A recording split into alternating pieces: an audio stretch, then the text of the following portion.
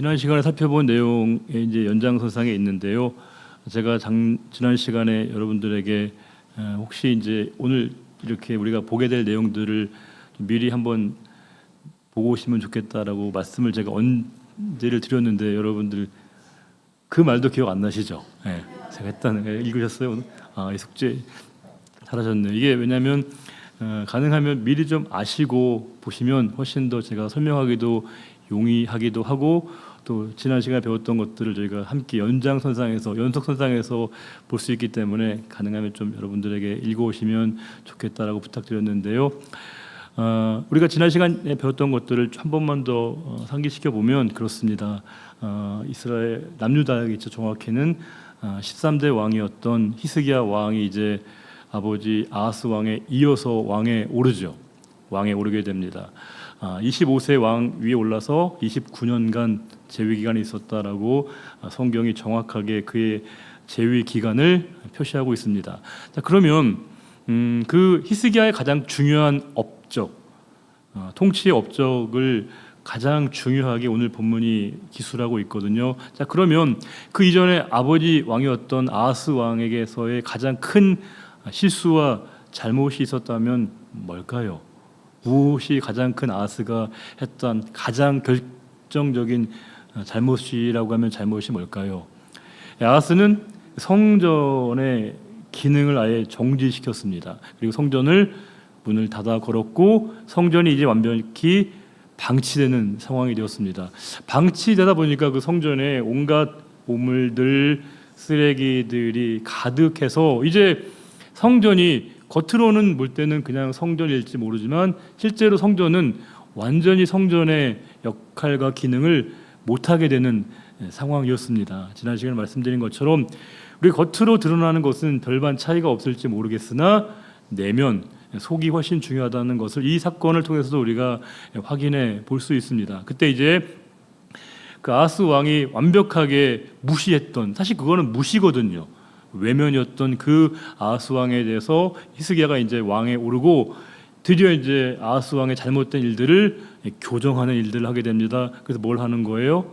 이 성전을 다시금 기능을 회복시키는 일을 하게 됩니다. 자, 그러면 성전에서 가장 중요한 일은 뭘 하는 걸까요? 당연히 성전은 하나님을 예배하고 제사하는 공간이기 때문에 이걸 원활하게 하려면 다시 뭐가 필요한 거예요? 정리정돈이 필요하다는 겁니다. 그래서 이제 1차적으로 바로 예배와 제사를 드린 게 아니고요. 뭘 한 겁니까? 그 성전을 정결하게 하는 것. 쉽게 얘기하면 뭐예요? 청소했다는 겁니다. 성전을 정화시키는 일을 했다는 겁니다. 그럼 누가 해야 되는 걸까요? 그 역할은 레위인들과 제사장들이 할 수밖에 없는데 문제는 성전이 원래 성전의 역할을 안 하다 보니까 제사장들과 레위인들도 뭐예요? 사방에 뿔뿔이 흩어져서 그들의 본분을 상실하고 있었는데 다시금 이제 히스기야가 그들을 소환시켜서 그들에게 역할을 부여한 것이거든요. 그리고 이제 그들이 드디어 그 일들을 행하게 됐는데 그 성전을 정화하면서 더러운 것을 제하라 이렇게 히스기야가 명령을 내리거든요. 한마디로 얘기하면 정결과 청결이라고 얘기했지만 히스기야의 명령의 내용의 핵심은 뭐예요? 더러운 것들을 제하라, 제거하라 이렇게 얘기하고 있습니다. 우리가 지난 시간에 살펴본 것처럼 더럽다라고 하는 것은 외형적인 것, 가시적인 것도 있지만 뭐예요? 보이지 않는 것들. 사실은 성전을 방치했다라고 하는 것은 물리적인 상태만을 의미하는 게 아니죠. 그들이 뭐예요? 그들의 마음. 그들의 마음이 그만큼 거기서부터 떠났다는 걸 의미하게 됩니다. 이게 절대적으로 정비해야 하는 건 아니지만 우리의 예배 시간에 드리는 태도와 내 마음은 굉장히 밀접하게 연결되어 있습니다. 물론 여러분들의 모습을 보고 우리가 판단하면 안 되죠. 판단할 수 없습니다. 그러나 대부분은 우리가 대하는 마음의 태도, 이 형식 이런 것들이 우리의 내면을 반영하고 드러내 보일 때가 있습니다. 여러분들이 예배드리는 자세, 또 설교를 듣는 자세, 또 찬양하는 모습들을 보게 되면 얼추 우리가 내면의 상태를 짐작해 한다는 거예요. 왜요? 내 내면이 어긋나게 되면 그것이 이게 겉으로 드러날 수밖에 없거든요. 우리가 하나님을 향하는 마음이 어긋나고 있는데, 하나님께 향하고 있지 않은데 내 시선이 하나님을 향한다? 불가능한 일이죠. 불가능한 일입니다. 그래서 언제나 우리가 외적인 것들을 정화하고 정돈하는 것도 중요하지만 언제나 뭡니까? 내 내면의 상태를 살피는 것이 중요하다는 것이고, 히스기야 왕도 자, 너희가 이 성소를 정화하는데 더러운 것들을 제거하되 뭐예요? 안에 있는 것들, 보이지 않는 것들을 신경 써야 돼라고 하면서 드디어 이제 그 일을 실무적인 담당할 수 있는 제사장들과 레위인들을 이제 호출해서 부르게 됩니다. 그들에게 공식적으로 그 일들을 맡기게 되는데 되게 비장한 마음이겠죠. 왜냐하면 이제 수십 년 동안 성전의 역할을 못했던 그 상황에서 그들이 이제 두렵고 떨림으로 그 일에 부름받은 겁니다. 근데 그때 히스기야가 굉장히 중요한 얘기를 하죠. 그 일을 맡긴 거, 이 일을 너희에게 하도록 세운 게 누구라는 걸까요? 내가 아니라, 물론 당연히 임명권자는 누구예요? 히스기야 왕이 맞죠. 히스기야 왕이 그들에게 그 일을 맡기고 위임하고 위탁한 겁니다. 그런데 히스기야는 뭐라고 얘기합니까? 내가 너희들에게 그 일을 맡긴 게 아니라 하나님께서 너희들을 그곳에 부르셨다라고 하는 그 뚜렷한 의식을 그들에게 갖게 한다는 겁니다. 언제나 이 소명과 사명이 우리에게 동시에 다 필요하죠. 우리 성도는 소명과 사명이 필요한데 당연히 그럼에도 불구하고 순서가 있죠. 뭐예요? 소명과 사명 중에서 뭐가 먼저일까요? 제가 소명 먼저 했잖아요. 당연히 소명이 먼저죠. 소명이 먼저입니다. 왜요? 우리는 사명이라는 게 사역의 현장을 사명이라고 할 수 있겠죠. 쉽게 얘기하면 일이죠.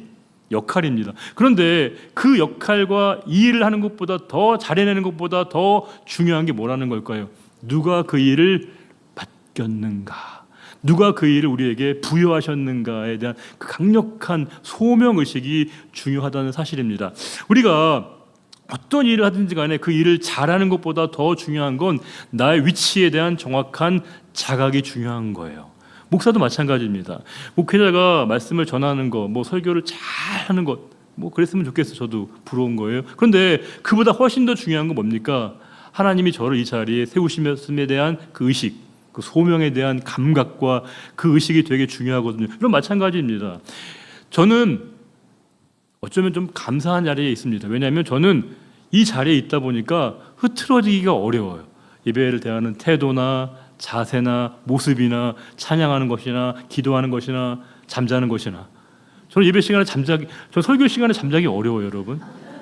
설교 시간에 딴 생각하기 굉장히 어렵습니다, 여러분. 이거 굉장히 어려운 일입니다. 왜냐하면 저는 이 자리에 이렇게 부름받고 세워진 거거든요. 이게 위치상으로 하나님 앞에 제가 서 있다는 의식을 굉장히 강하게 할 수밖에 없는 그런 구조적인 특징이 있는데, 여러분들은 상대적으로 굉장히 열악한 위치에 있습니다. 왜요? 되게 숨어 있거든요. 안 보이신다고. 제가 주일에 이제 예배 드리고 나면 많은 분들이 이제 가끔 놀라셔하는 게, 전 놀라신 것도 지금도 이해가 잘 안 되는데, 저는 사실은 예배 오면 여러분들을 한 분 한 분 다 이렇게 꼼꼼히 확인을 좀 얼굴로 확인하거든요. 그럼 제가 왜 설교 시간에 여러분들 원고 안 보고 왜 여러분들 보는지 아시죠? 여러분들 제가 그렇게 열심히 째려보는 이유는 여러분들과 제가 이제 눈을 좀 맞추기 위함이거든요. 그러니까 어떤 분들이 어떻게 저를 아셨냐고. 왜 안 보여? 다 보이는데, 진짜로. 왜 안 보여? 여러분들이 진짜 뭐 하는 것까지 다, 이게 겨우 0.1밖에 안 되는 저의 이 시력 가지고도 다 보이는데 하나님 앞에 우리가 안 보인다는 게 말이 안 되거든요. 그러면 저는 구조적으로 예배를 조금 더 성실하게 임할 수 있는 그런 구조적인 상황이 있지만, 여러분들은 상대적으로 굉장히 열악합니다. 왜요? 잘 안 보일 수 있다라고 믿거든요.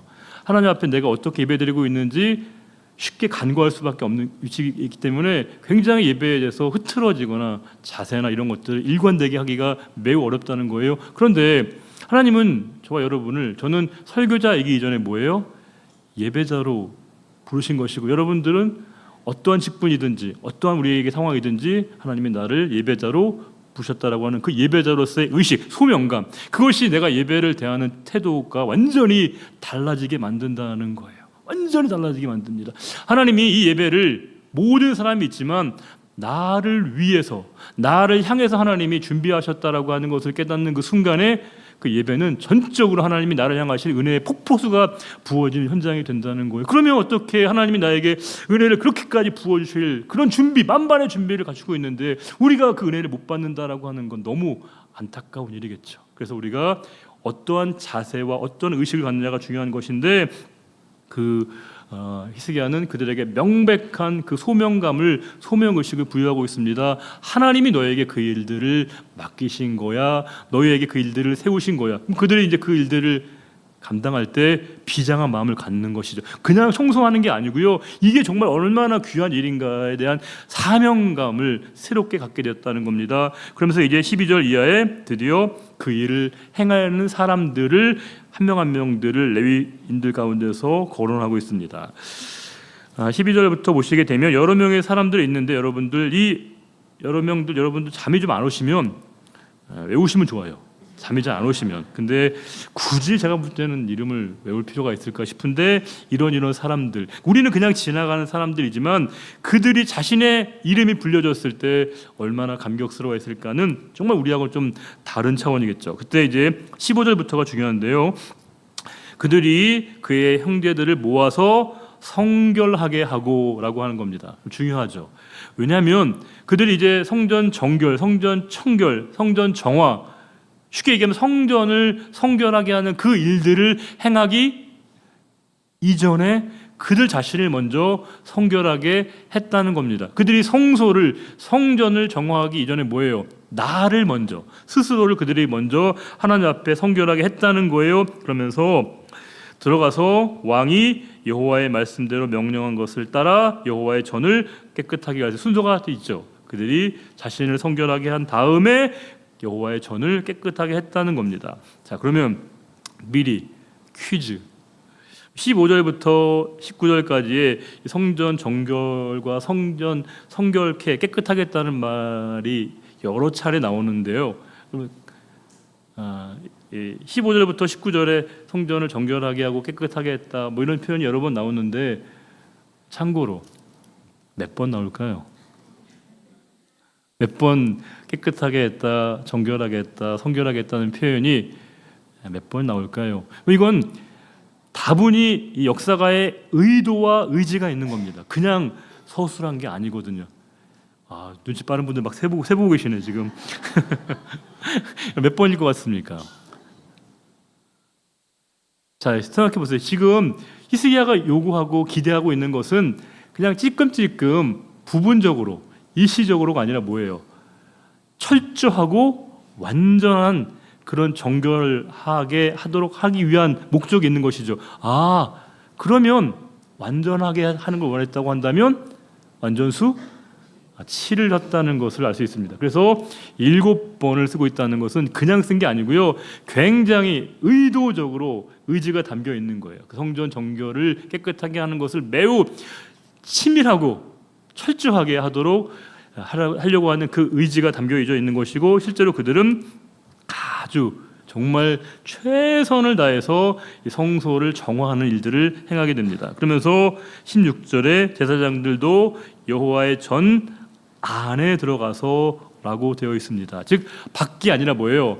안에 들어가라고 되어 있는데, 언제나 먼저 순서는 우리 안의 것을, 이게 비유적으로 봐도 그렇지 않습니까?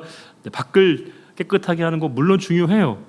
여러분들 예배에 오실 때 꽃단장 하시고 다 몸단장 하시는 거 중요하지만 훨씬 더 중요한 건 마음의 단장, 마음을 하나님 앞에 드리는 그 일들이 필요한 것이고, 그들이 이제 제사장들이 여호와의 전 안에 들어가서 깨끗하게 했다는 겁니다. 그래서 뭐예요? 여호와의 전에 있는 모든 더러운 것들, 더럽다는 게 꼭 어떤 외형적인 특징이기보다는 그 기능을 못하게 했던 그런 모든 잡동사니들, 이 모든 것들을 다 이제 끄집어낸 겁니다. 그리고 여호와의 전뜰에 그것을 다 모았다가 어디에다 그걸 치운 거예요. 어떻게 기억하세요, 여러분?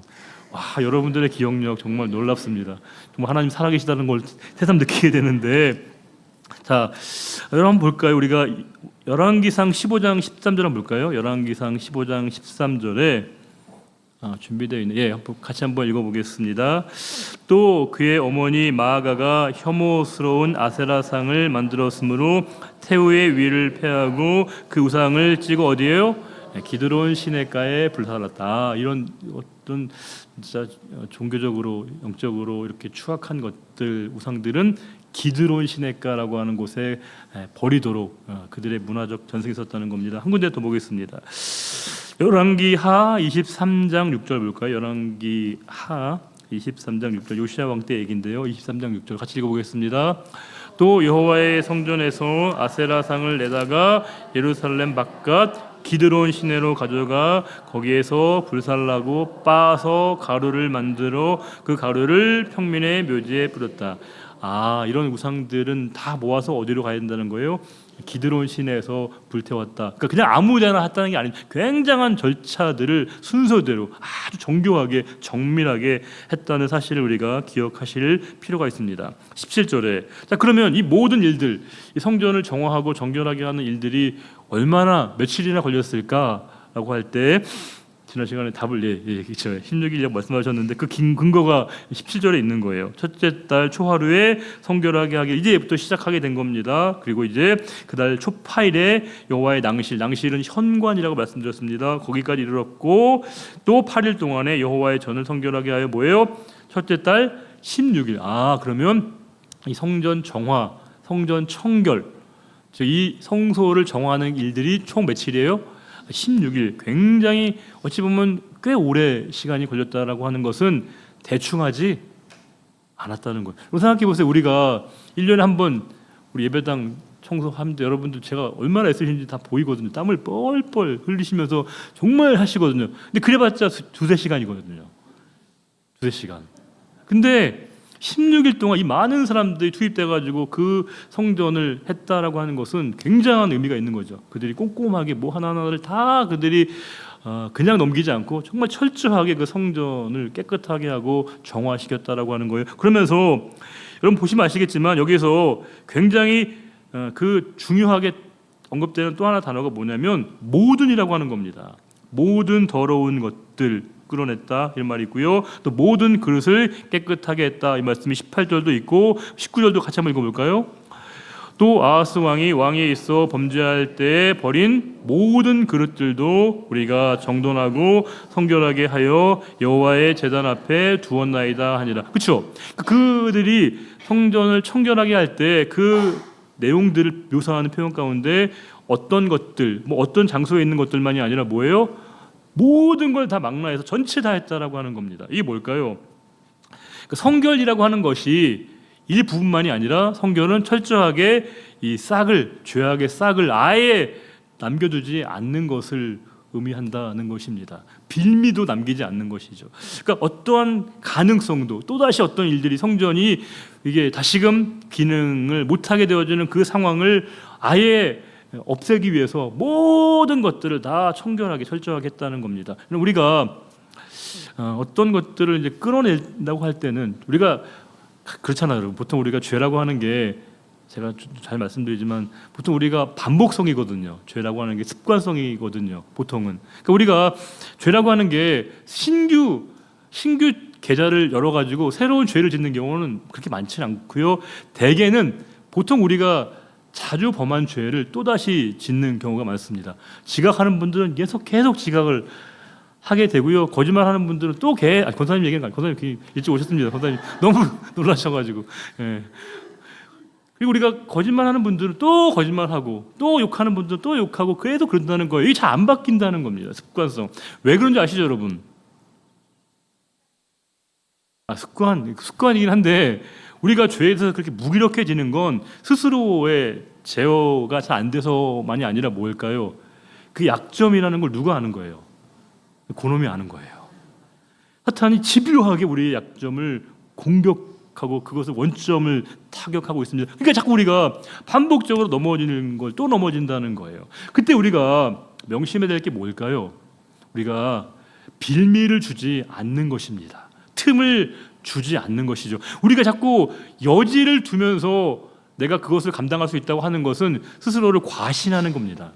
그렇지 않습니다. 우리가 철저하게 그 준비나 모든 과정 속에서 그 모든 틈을 주지 않도록, 예배도 마찬가지입니다. 예배 안에 어떤 사탄이 틈을 타지 않도록 우리가 늘 그 모든 틈을 하나님의 은혜로 꼼꼼하게 채워야만이 우리 그 안에 사탄이 우리의 의식과 무의식을 빼앗지 못한다라고 하는 거예요. 그래서 지금 히스기야가 명했던 그 일들을 그 레위인들과 제사장들이 할 때 이건 깨끗하게 하고 저건 깨끗하게 한 게 아니라 모든 것들을 다 정화시키고 그 모든 더러운 것들을 다 끌어내서 기드론 시내에 버렸다는 겁니다. 자, 여기까지가 뭘까요? 그러면 성소 정화, 성전 청결, 그 사건이 이제 일단락됐습니다. 자, 그러면 성전을 정화시킨 것은 그거 자체가 목적이 아니죠. 뭘 하기 위한 겁니까? 제사를, 예배를 드리기 위한 사전 준비, 여기까지가 제사가 된 게 아니라 이제 뭐예요? 예배를 드릴 수 있는 준비가 되었다는 겁니다. 이제 드디어 20절부터 드디어 이제 예배가 시작되게 됩니다. 자, 그러면 이것도 퀴즈로, 자, 여러 형태의 제사가 있지 않습니까, 여러분? 뭐 아시다시피 뭐 번제, 소제, 화목제 다 여러 개 제사가 있는데, 자, 그러면 모든 제사 가운데 가장 먼저 선행되어야 될 제사는 뭘까요? 그렇죠. 왜요? 죄의 문제를 해결하지 않으면 그 나머지 모든 것, 헌신도 마찬가지고요, 감사도 하나님 앞에 드려지기 어렵다는 겁니다. 죄의 문제를 제거하고 소고하고 삭제해야 된다는 거예요. 그래서 언제나 뭐예요? 이 속죄 죄를 없애는 것, 죄를 지우는 게 중요한 것인데, 지금은 특정한 사람들만이 죄에 물든 게 아니고 뭐예요? 백성들 전체가 다 죄에 깊이 물들어 있고 다 죄에 때가 묻어 있어서 민족 전체의 죄를 사함받는 그 속죄제, 민족 전체의 죄를 속함받는 그런 절차를 했다는 겁니다. 그런데 이 속죄제와 쌍을 이루어서 그들이 죄를 지우는, 그 우리식으로 얘기하면 회개와 참회를 하고 난 다음에 그들이 속죄제 외에 또 하나의 제사를 했습니다. 병행했는데 그게 뭘까요? 네, 번제를 드리게 됩니다. 죄를 지우고 난 다음에 뭘 했냐면, 하나님 제 삶을, 번제의 의미는 뭔데요? 뭘까요? 그치, 헌신이지 않습니까? 하나님 이제 저의 삶을, 우리 모든 것을 하나님께 드립니다. 하나님을 위해서 쓰임 받겠습니다 라고 하는 그 고백이 이어졌다는 겁니다. 너무너무 자연스러운 이게 순서죠. 20절에 히스기야 왕이 너무 감격스러운 나머지 일찍이 일어나 자기가 잠을 깨웠다기보다는 새벽이 그를 깨웠다고 볼 수 있는 것이죠. 성읍의 귀인들을 모아서 귀인들을 모아서 여호와의 전에 올라가서 이제 합니다. 수송아지 7마리, 순양 7마리, 어린 양 7마리, 순염소 7마리를 끌어다가 나라와 성소 유다, 즉 어떤 특정한 사람들만이 아니라 민족 전체의 죄를 위해서 뭐예요? 속죄 제물로 삼아서 이 속죄 제물을 드렸다는 겁니다. 아론의 자손 제사장들을 명령하여 여호와의 제단에 이제 드리게 한 것인데, 순서대로 22절에 이 숫소를 잡음에 제사장들이 그 피를 받아서 제단에 뿌리게 되고, 또 그 다음에 순양들을 잡아서 그 피를 제단에 뿌리고, 또 어린 양들을 잡아서 피를 뿌리고, 또 나머지 뭐예요? 순양소들을 잡아서 왕과 회중 앞에 끌어오매 그들이 그 위에 안수했다는 겁니다. 이게 그 속죄제 할 때 그들이 이렇게 안수하지 않습니까? 제물 위에다가 이렇게, 그죠? 그 뭐 하는 걸까요? 이게 단순한 의식이 아니고 뭐예요?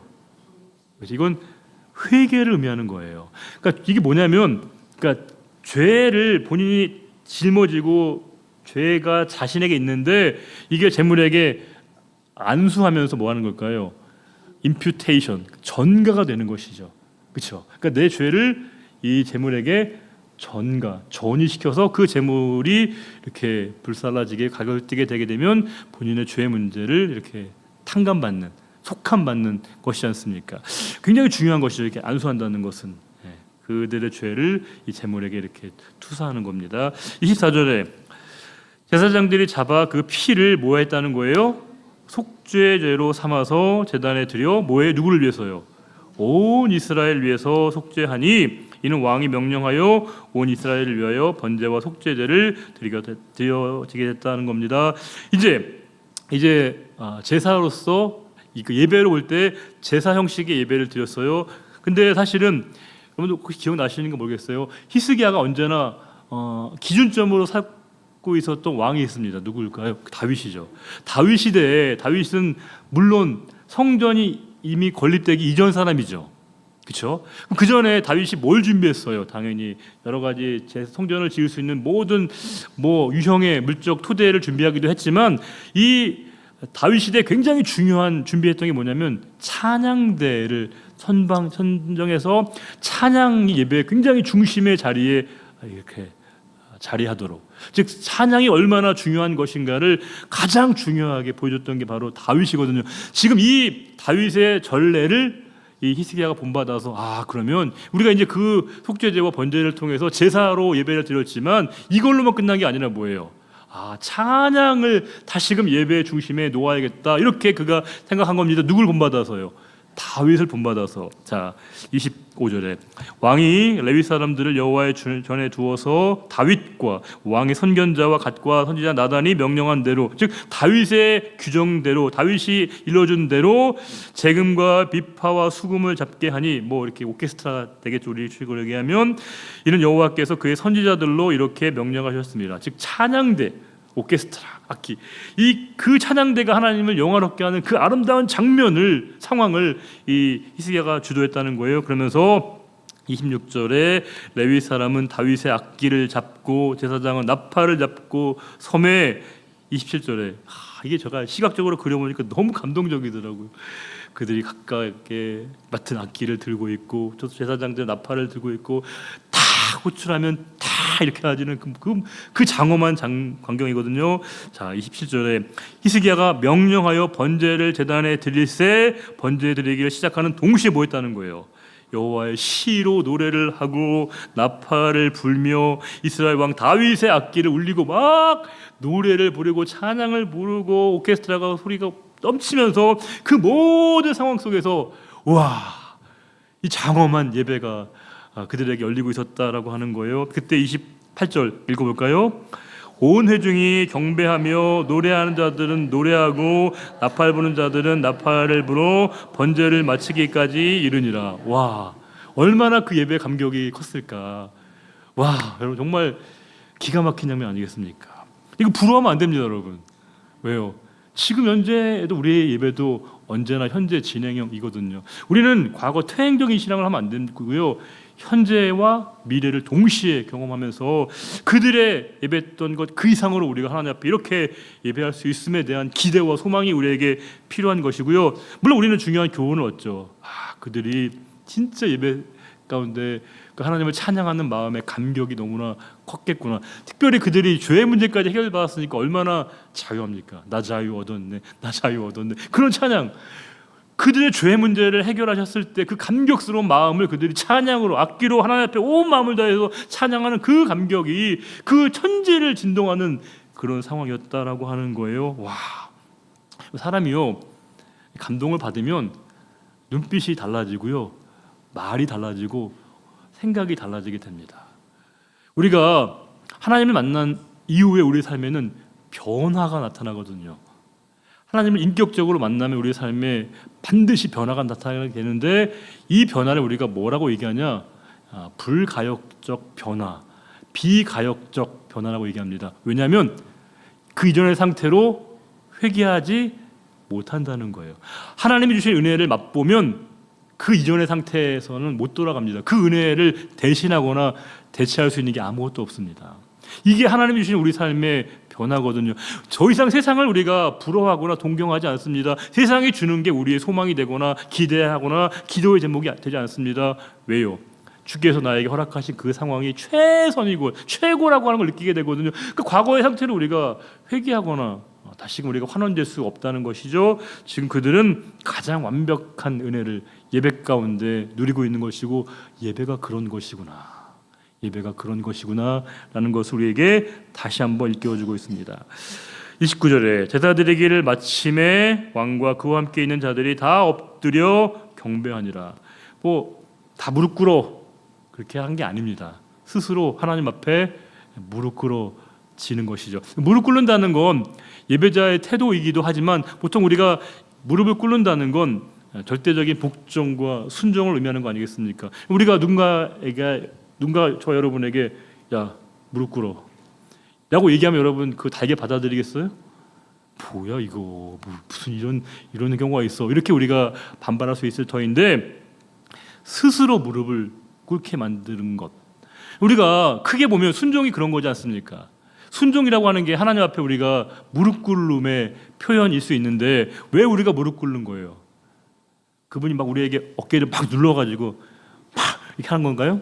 아니에요. 저절로 내가 고개가 숙여지고 두 손을 모으고 무릎을 조아리게 된다는 겁니다. 스스로 내 마음에 자원하는 마음이 든다는 거예요. 그래서 인위적이고 강제적인 복종은 우리에게 가장 큰 반발과 불만과 원망의 이유가 되지만 자발적인 순종은요 가장 큰 기쁨이 됩니다. 내가 그분 앞에 무릎 꿇을 수 있다는 게 너무 큰 감사가 되는 거예요. 내가 무릎 꿇을 수 있는 대상이 하나님이시라는 그 사실 앞에 내가 감격해야 된다는 거예요. 그래서 무릎 꿇는데 기뻐진다는 것, 무릎 꿇는 그 자체가 너무 행복해진다는 건 이게 이율배반적인 거거든요. 말이 안 되거든요. 근데 그들의 모습 보시겠어요? 30절에 같이 한번 읽어보겠습니다. 히스기야 왕이 귀인들과 더불어 레위 사람들을 명령하여 다윗과 선견자 아삽의 시로 여호와를 찬송하게 하매 그들이 뭐예요? 즐거움으로 찬송하고 몸을 굽혀 예배하니라. 와, 기가 막히죠. 교회에서 여러분들에게 우리가 어떤 봉사와 사역을 맡길 수 있습니다. 근데 언제나 그 일에 가장 중요한 건 뭐냐면 하나님께서 그 일들을 통해서 기쁨을 누리게 하시기 위해서 우리에게 일을 맡기신 거거든요. 일할 사람이 없어서 차출하신 게 아닙니다. 그분이 우리를 택하시고 부르신 거예요. 그래서 우리가 감사하죠. 하나님이 행하실 그 일에 하나님 저희들을 맡기시고 불러주셔서 너무 감사합니다. 그들이 너무 감격스러운 나머지 찬양하다가 저절로 무릎을 꿇고 뜻없이 무릎 꿇는 게 아니라 그들 기쁨으로 뜻있게 하나님 앞에 무릎 꿇는 그들의 모습을 통해서 야, 이 순종이라고 하는 게 얼마나 큰 기쁨의 표현이고 가장 큰 기쁨의 그 순간이구나 라고 하는 것을 우리에게 보여주고 있습니다. 31절에 다 끝난 거예요. 이제 그들이 뭐 할 게 없어요. 그냥 그들이 이제 예배가 다 완성된 겁니다. 다 완료된 겁니다. 그런데 이제 그들이 이제 속죄제도 드렸고 번제도 드렸으면 그 다음에 남은 건 뭐냐면 그들이 마음에 기쁜 대로 그냥 감사제로 원하는 만큼 감사한 만큼 하나님께 드리면 되는 거예요. 이거는 강요하는 게 아니에요.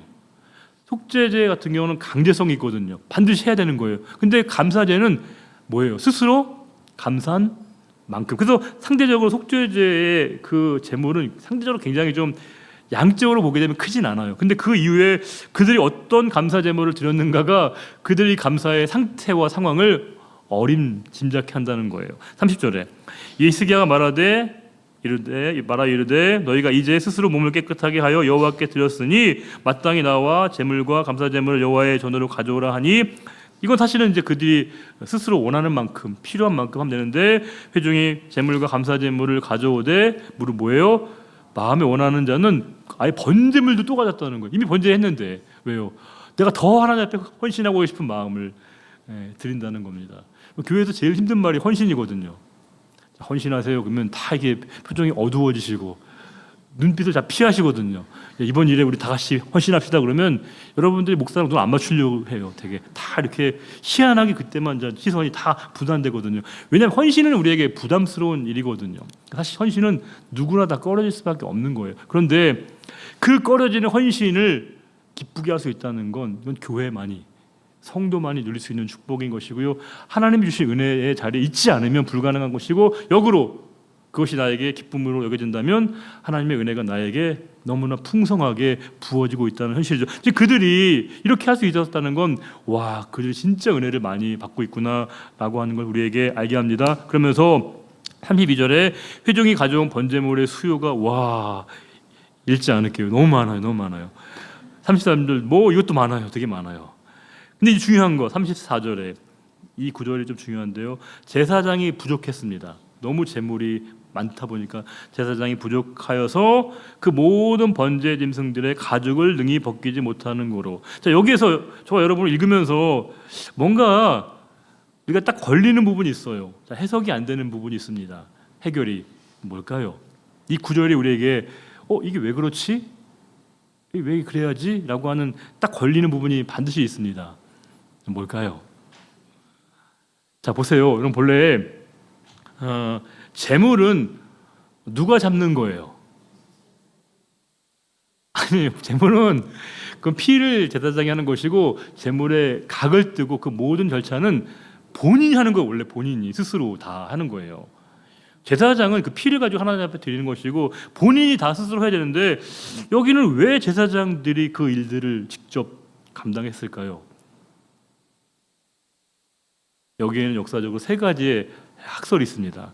첫 번째는 뭐냐면 예전에 당연히 스스로 하는 사람이 해야 됐지만 이제 그 역할이 제사장에게로 점차로 넘어갔을 것이다. 그 본인이 했던 것이 아니라 본인이 각을 뜨고 막 이런 여러 가지 행위들을 스스로 했던 게 아니라 제사장에게로 넘어갔을 것이다라고 보는 게 첫 번째 학설이고요. 두 번째 학설은 이때만 그랬을 것이다. 이때 재물이 워낙 많다 보니까 이때는 좀 불가피하게 제사장들도 같이 했을 것이다라고 하는 일시적인 그런 상황에 대한 게 있고요. 마지막으로 세 번째는 뭐냐면 이게 제사의 성격이 기본적으로 개인이 아니라 뭐예요? 민족 전체를 대상으로 나라 전체를 향한 제사이다 보니까 민족 전체를 대표하기 위해서 제사장들이 했을 것이다. 이렇게 추정하는 세 가지의 학설이 있습니다. 가장 유력한 게 어딜까요? 사실 뭐 정답은 없지만 대다수는 세 번째라고 생각한다는 거예요.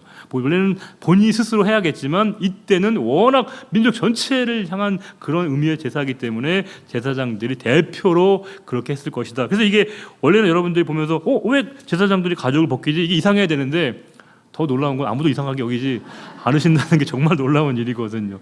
근데 제사장들이 그렇게 했다는 거예요. 그의 형제 레위 사람들이 그 일을 마치기까지 돕고 다른 제사장들이 성결하게 하기까지 기다렸으니 이게 재밌죠. 레위 사람들의 성결함이 누구보다요? 제사장들보다 더 나았다는 거예요. 그 성전 제사를 드리지 않았을 때 뿔뿔이 흩어졌던 제사장들과 레위인들이 있는데 도리어 사실은 상대적으로 보면 누가 더 성결해야 돼요? 제사장들이. 그럼에도 불구하고 레위인들이 훨씬 더 자신을 잘 지켜내고 있었다라고 하는 거예요. 이걸 그 성경에서는 주목하고 있습니다. 그러면서 35절에 번제와 화목제의 기름과 각 번제에 속한 전제들이 너무 많은 겁니다. 너무 많은 거예요. 그리고 이와 같이 여호와의 전에서 섬기는 일이 순서대로 질서 있게 진행되었다라고 하는 겁니다. 그러면서 또 한 가지 간과하지 말아야 될 것은 뭐냐면 36절에 같이 읽어보겠습니다. 이 일이 갑자기 되었으나 하나님께서 백성을 위하여 예비하셨으므로 히스기야가 백성과 더불어 기뻐하였더라. 저에게 가장 눈을 탁 시선을 끄는 단어는 더불어입니다. 더불어. 기쁨을 우리는 보통 사적 영역이라고 생각하지 않습니까? 그렇죠? 내가 기뻐야 기쁜 것이고 나만 기뻐야 기쁜 것이라고 생각하거든요. 그렇잖아요. 상대방이 잘 되는 게 뭐가 나에게 좋은 거예요? 나한테 좋은 게 좋은 거죠. 내가 기쁜 게 기쁜 거죠. 그런데 여기서는 성도의 기쁨이라고 하는 것은 사유의 영역이 아니라 공유의 영역이어야 한다는 겁니다. 기쁨은요 같이 누려야 돼요. 더불어 함께 기쁨을 같이 누리는 게 진짜 기쁨이라고 하는 거예요. 그러니까 우리가 나만 기쁘겠다, 나만 행복하겠다라고 하는 건요 그 기쁨과 그 행복도 오래가지 않습니다. 그런데 함께 기쁜 일들, 더불어 같이 기쁜 일들은 그 기쁨이 계속해서 이렇게 배가 되고 증가하게 된다는 겁니다. 지금 여기서도 히스기야가 본인에게 가장 큰 기쁨이 있었겠지만 백성들 전체와 함께 기뻐하는 그 모습을 통해서 이 기쁨이 사유화의 영역이 아니라 공공의 영역이어야 된다는 것을 우리에게 얘기하면서 우리가 교회가 존재하는 이유도 우리를 통해서 세상을 깨 기쁨이 되고 세상에 빛이 되는 것이거든요. 우리끼리 기뻐하고 우리끼리 좋다라고 얘기하는 것은요 그 변화산에서 초막셋을 지었던 그 제자들의 행동과 똑같은 거예요. 좋사오니 자기만 좋으면 어떡해요? 상대방도 좋아야겠죠. 상대방을 좋게 하는 게 이게 기쁨인 것이고 이게 즐거움인 것이죠. 우리의 기쁨은 나 혼자 기뻐하는 게 아니라 뭐예요? 상대방을 기쁘게 해주는 사람, 상대방을 행복하게 해주는 사람이 진짜 성도여야 함을 말씀해주고 있고요. 이 모든 일이 뭐예요?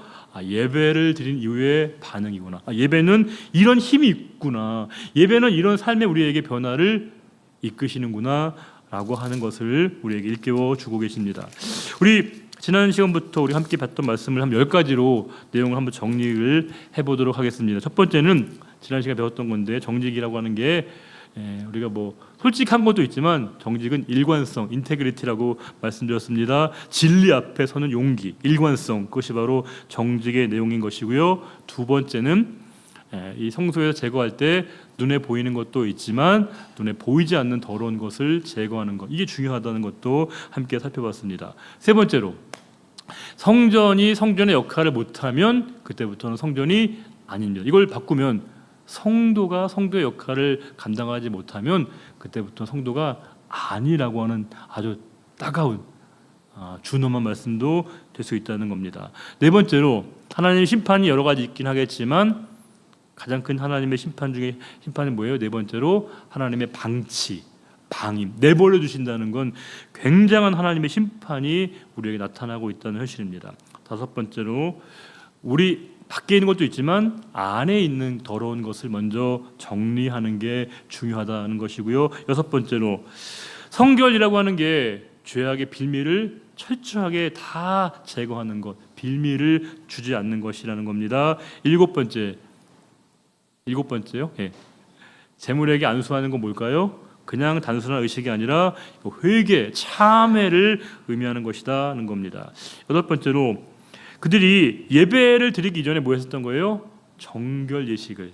예배 예식이 중요하지만 그 이전에 뭐예요? 정결의 상태를 먼저 그들이 준비했다는 겁니다. 아홉 번째로, 순종, 무릎 꿇는다라고 하는 것이 우리에게 비참하게 만들거나 우리를 불편하게 하는 게 아니라 그것이 가장 큰 기쁨의 순간으로 표현되고 있습니다. 몇 번째 같이 한번 읽어볼까요? 기쁨은 사유화 대신 공유화될 때 그 기쁨이 참 기쁨이 됩니다 라는 것입니다. 말씀을 잘 묵상해 주시기를 바라고, 오늘 주신 말씀이 저와 여러분의 삶에 깊이 뿌리 내리는 시간이 되시기를 다시금 주님의 이름으로 축복합니다. 기도하겠습니다. 하나님 아버지, 오늘도 이 말씀을 통해서 저희들에게 알게 하시고 깨닫게 하시고 느끼게 하신 부분이 있습니다. 히스기야가 성전 제사를 다시금 복원하고 성소를 정화시키고 정결하게 했던 것처럼 언제나 우리가 예배를 위해서 우리 영혼이, 우리의 삶이 먼저 정결하게 되기를 원합니다. 우리의 마음의 성소를 다시금 돌아보게 하여 주시고, 혹시 더럽고 추악한 것이 내 내면을 오랫동안 자리 잡고 있다면 그것을 과감하게 청산하여서 내 마음과 내 영혼이, 내 입술이, 내 삶이 하나님이 기뻐하시는 모습이 되기를 원합니다. 그때 드려지는 그 예배 안에 누리는 감격의 예배를 우리가 매 순간순간마다 누리게 되기를 원합니다. 예배가 강제가 아니라, 강요가 아니라 자원하며 기쁨으로 드려지는 가장 우리의 순종이 최고로 발현되는 시간입니다. 주님, 우리가 하나님 앞에 기쁨으로, 자원함으로 예배로 나아갈 수 있도록 도우시고, 이 기쁨과 감격을 나만 소유하고 나만 누리는 것이 아니라 함께 누리는 기쁨 되게 허락하여 주옵소서. 언제나 우리에게 함께 하시고 영원한 생명을 주신 우리의 주님 예수 그리스도의 이름으로 감사하며 기도 올려드립니다. 아멘.